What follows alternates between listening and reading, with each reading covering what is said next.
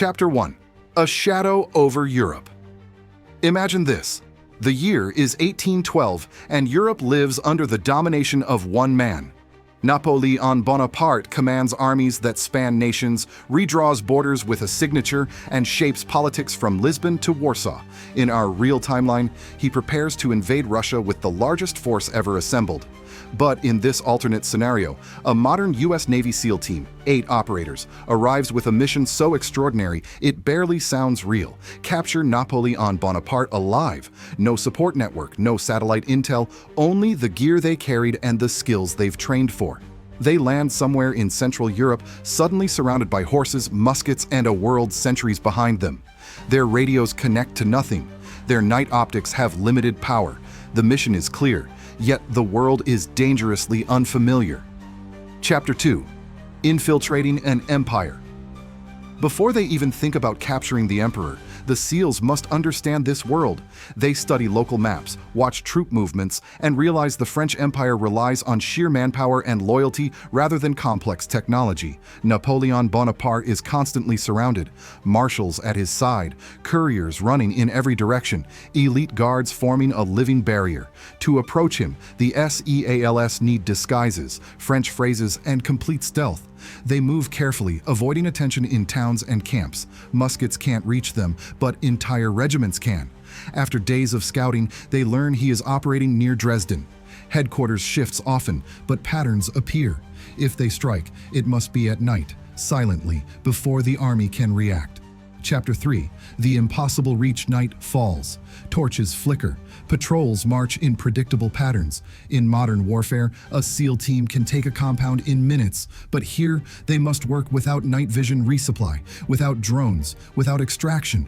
They slip past sentries, subdue a few guards with non-lethal force, and approach the command tent. Every sound matters. Every mistake could trigger history-changing consequences. Inside, they find him, sleeping lightly, surrounded by documents and half-burned candles. The snatch happens fast and silent. Napoleon Bonaparte awakens in confusion, then rage, realizing instantly that these attackers are not ordinary assassins. But the escape begins badly. Within minutes, the entire French camp erupts. Drums pound, soldiers mobilize, search parties sweep the forest. The SEALs are good, but so are 40,000 men hunting them. Chapter 4. The Emperor in their hands. On the move, the SEALs realize that capturing Napoleon Bonaparte was the simplest part of their mission. Holding him is harder. He tries to negotiate, threaten, test them with questions. He quickly senses their discipline and their strange technology.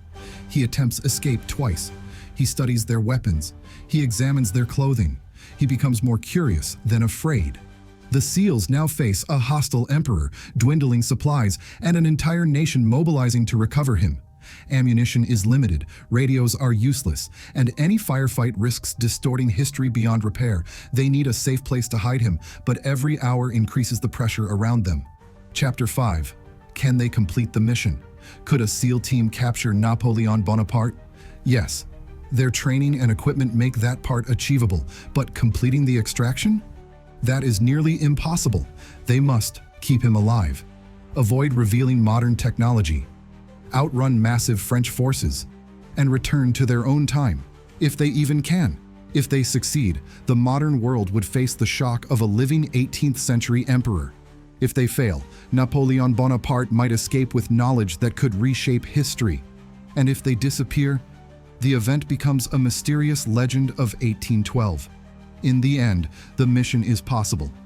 But escaping with the emperor, without rewriting history forever, is a challenge even the best in the world may not overcome.